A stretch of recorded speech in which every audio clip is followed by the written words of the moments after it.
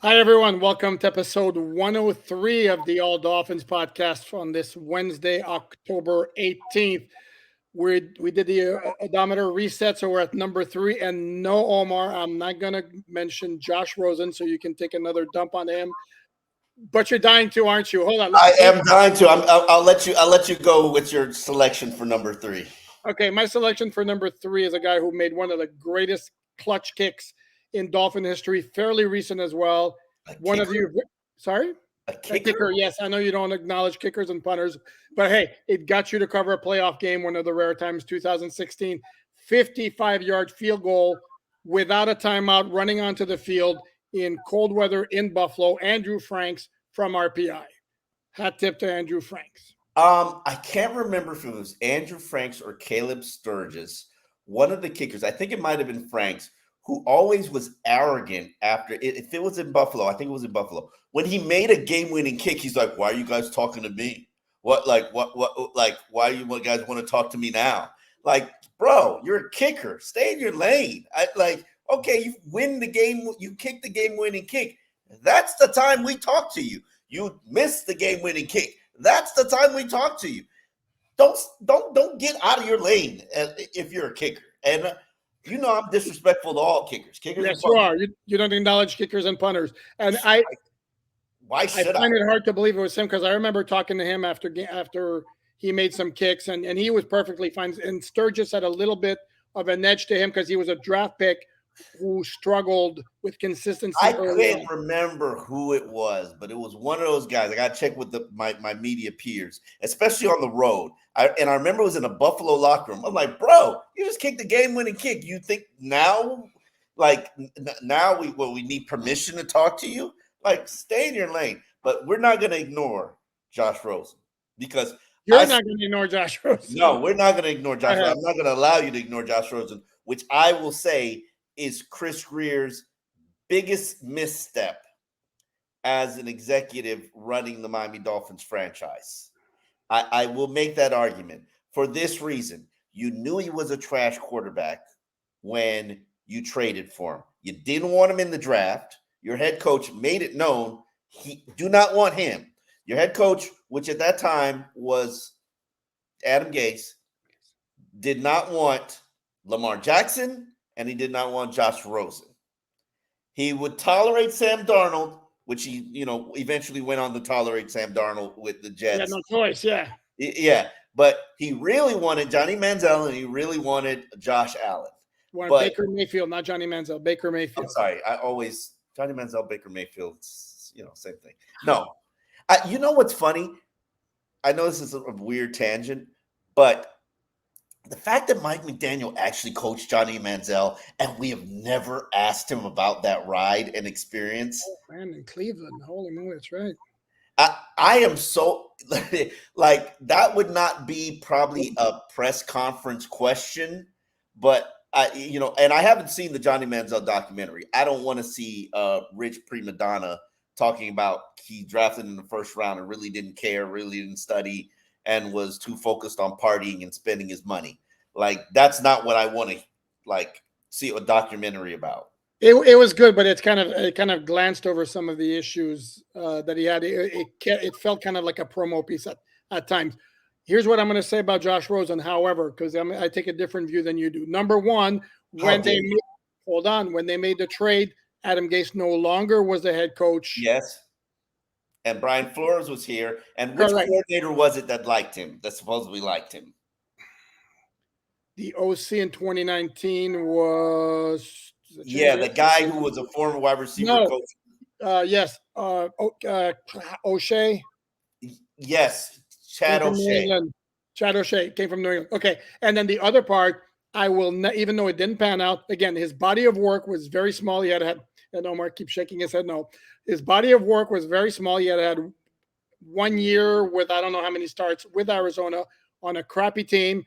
And to me, I will never fault, especially for a franchise that's waited so long to find a suitable replacement for Dan Marino, for taking a shot. Oh, my God. What a waste of a second-round pick. But that you're playing the result now. No. Listen, time out. Let me give you a little behind the scenes. Go ahead. All right. So, second day of the draft, I get a call the morning from one of my sources who's telling me your team's about to trade for Josh Rosen. This is what they're trading for. I literally put out the story and I basically beg on Twitter and provide video film footage that morning all day till the afternoon's draft. Do not trade for this guy. Please reconsider. He is horrible. If you do this, it'll be a huge, colossal mistake because this guy is trash. He is never going to be a good evidence. Huh? I want evidence. Oh, I can find it because I think it's still bookmarked in my Twitter timeline feed. I will find it for you. Please do. Because I told everybody on Twitter, Dolphins are trading for Josh Rosen. Please don't do it. That was my stance. It's funny too because I don't know if you remember when the media relations department first alerted us to the trade that night, draft night. I think all of us heard it was Josh Rosen and a fifth for a second, and then it was like, no, it's Josh Rosen for a fifth, for a second and a fifth, and we're like, whoa, okay. But to me, again, it's been since 2000 since the Dolphins had good quarterbacking, which they now have with Tua. But at that time, you were going on 19 years. It's like, come on, bro. You don't want another team's garbage as your starting quarterback. And Josh, I'm going to make all these teams regret that they never drafted me. Come on, man. Omar, are we really going to give up on any quarterback who does not shine in his first season? Don't you dare. Don't you dare. I'm just don't dare. Am I wrong? Record. Does Josh Rosen have a winning record? No, he does not. Oh, dude, of course you have to go with the winning record. Don't you dare. Okay. Let's move on. But the point is to me, I can't fault a team that's been that desperate for a quarterback for so long for taking a shot, even though obviously in hindsight, it was a waste of a second and a 5. You knew he wasn't going to beat out Ryan Fitzpatrick. And understand, the reason why he couldn't start is because Brian Flores, who was not tanking, by the way, knew he was going to absolutely lose his locker room if they put a quarterback on the field that the players knew they had absolutely no chance to win the game with. And that was a death sentence for him, so he knew he could not go there. And there was another number 3 recently, Will Fuller, but I don't want to go there, open up another can of worms, so we'll leave that one alone. Let's move on to the 2023 Dolphins, who are 5-1, going to start their full preparation practice ahead of the Week 7 showdown against the Philadelphia Eagles, with a possibility, possibly Jalen Ramsey maybe practicing, maybe. Yeah, Mike McDaniel teased it after the game, after it got released and leaked to everybody in the morning from NFL Network and Adam Schefter of ESPN, that Jalen Ramsey is basically pushing to begin practicing on this upcoming week, to open up his window to return.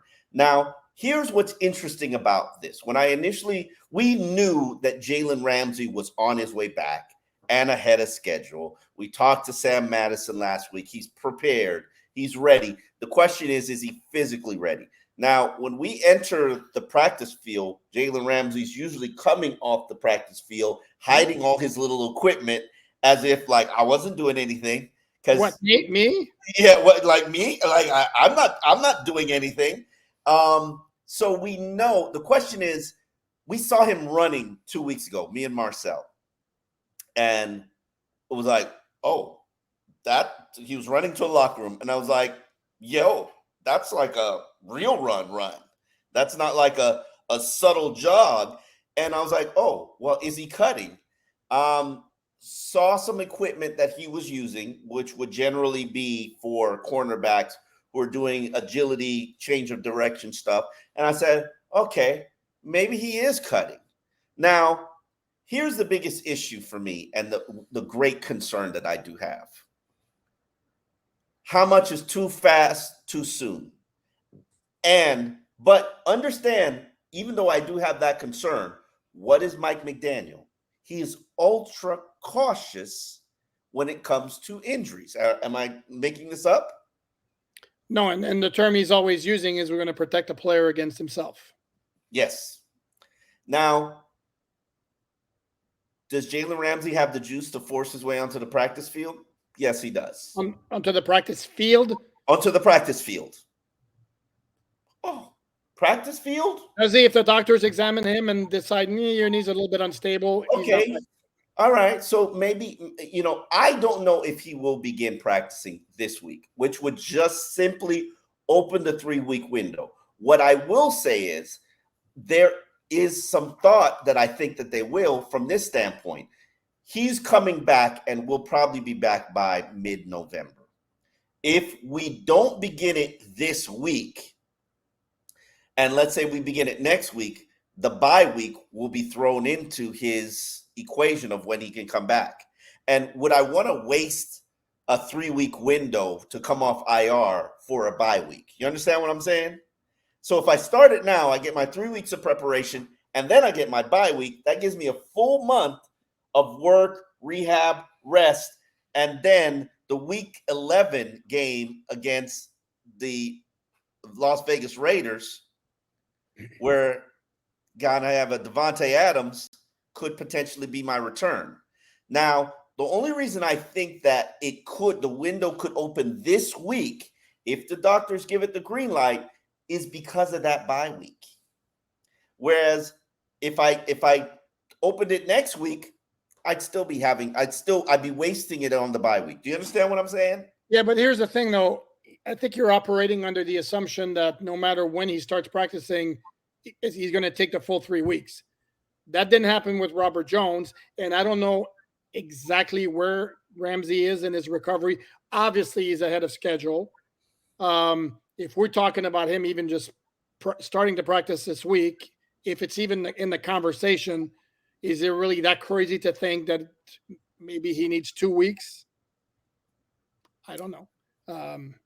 That is an interesting perspective. You're right, because they don't necessarily, because we also have Nick Needham coming back, and maybe it's Nick Needham is going to be playing safety, so he's not playing cornerback. Maybe. What do you mean? Maybe.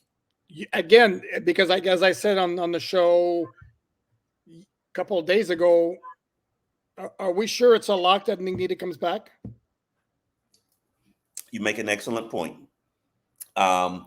We shall see. We shall see. This is last week, by the way, of practice. That's going to be 3 weeks. So I think it's next Tuesday, I believe. It's from the day he was designated to return. Actually, it's next Wednesday. Then the Dolphins will have a call to make, one way or the other.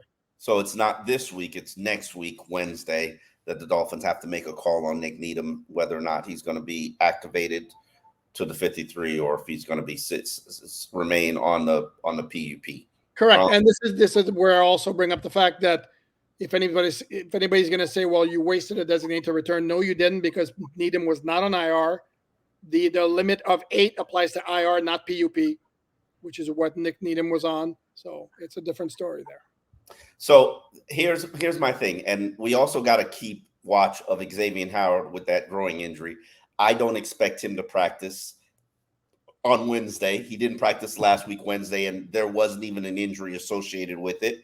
That was just a veteran rest day.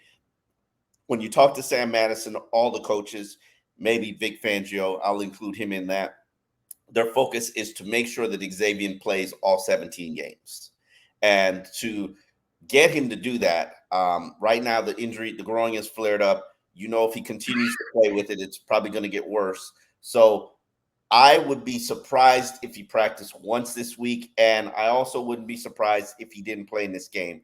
But knowing Xavier, I think he's going to push to play this game because it's a big matchup. But then again, he wouldn't even be able to shadow. Because they won't let him.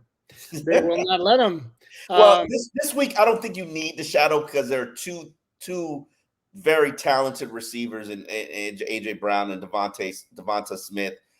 They've got 1,000 yards, 1,000 yards together right now. They're one of the best duos in the NFL. So it's fine that he doesn't shadow. But I'm sure he's going to want to play. But do you want to put him out there less than 100%? And also, another guy who's pretty important and critical to this is Connor Williams. Do you feel comfortable putting Connor Williams out there knowing that every time you play him, the growing injury gets worse? I'm not comfortable until I examine him and take out my stethoscope and whatever other medical instruments I need to take out. Examine his And no, I don't examine his really. growing. Actually, I don't really want to examine his groin. I'll It take the sounded Dolphin like doctor. you did. Sounded like you did.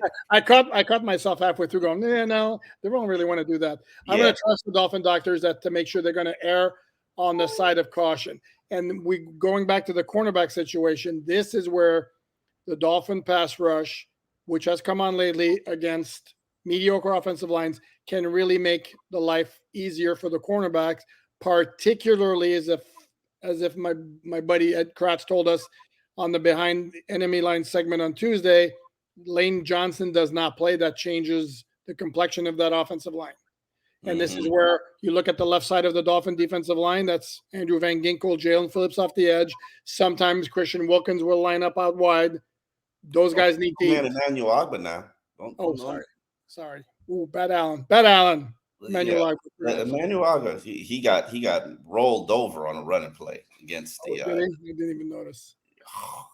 It was anyway. Let that's besides the point. But I think yeah, you definitely have to be aggressive in terms of pass rush, but also you have to protect those rush lanes because Jalen Hurts can scramble and this might be a game where you might have to need a spy to contain Jalen Ramsey. So it's going to be interesting to see what the Vic Fangio approach is. Certainly, this is a defense and this is an offense and a defense that he's familiar with because he worked for the Eagles last year. So let's see some of that insider knowledge, Vic.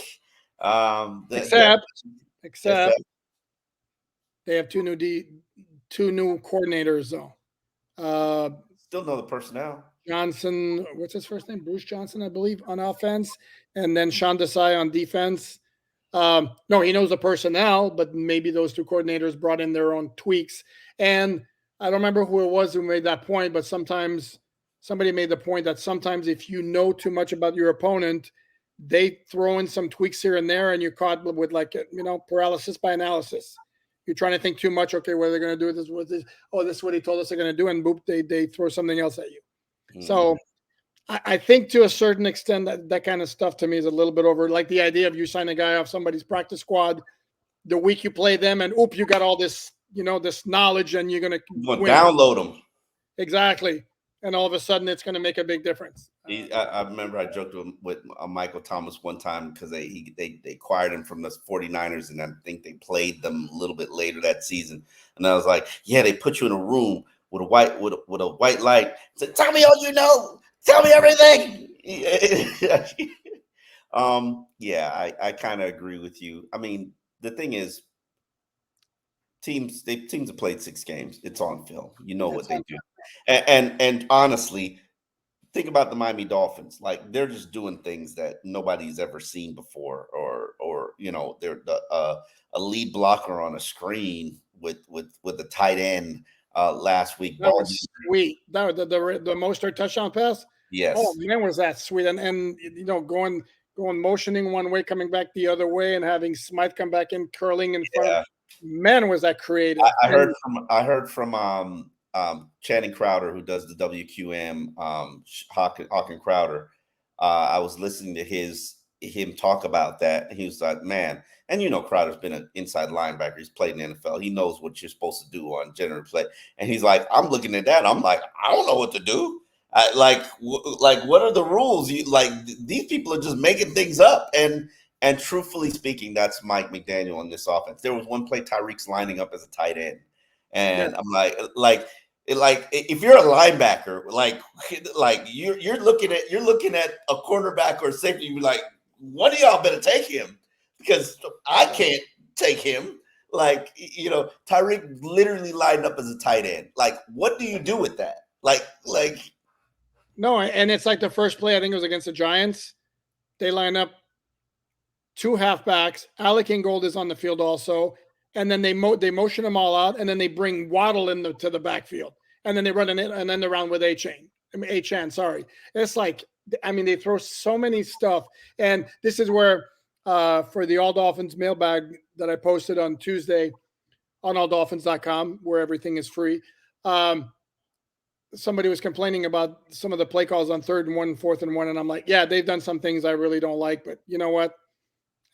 I can excuse it with all the great stuff that McDaniel's come up with on 1st and 2nd down and 3rd and long or whatever. How about we just get some nice fullback carries on 3rd and 1? There you go. Let's now, where would your comfort level be with Liam Eichenberg at center against Eagles? Right. I mean, I'd feel better. It's going to be a task, regardless of who's at center, because they're on the road. That crowd at Lincoln Financial Field is going to make it a lot more difficult to make the calls and all that. And you're going to see less motion, I think, than you see in Miami. So it's not going to be pleasant for either Liam Eichenberg or Connor Williams. It's going to be even less pleasant if Jalen Carter comes back from, I think it was an ankle injury that he sustained, because that guy's a dude. I mean, completely sick. He may have been like a top 3 talent in the NFL draft in 2023, wound up going, I think it was like 13th because of the car accident he was involved in. But that guy's stupid good. Mm-hmm. Definitely, he's good, as is their defensive line and their offensive line. So it's going to be an interesting challenge. This is going to probably be one of the most heightened week of practices, probably with the exception of the Kansas City Chiefs game 2 weeks from now. I don't want to overlook the New England Patriots, because that could be a get-right game for the New England Patriots next week. But certainly the Dolphins will be all locked in, and we will have all of your coverage here at alldolphins.com. Continue to go to the website. All you got to do is put in alldolphins.com, and you can find all our work right here for free. No subscription needed. And you know how to find the podcast. Right now, as we've told you, we're homeless, but we're UFAs. We're homeless in audio because we're free agents. But as you see, we're working here. We're dressing it up. We're making it pretty.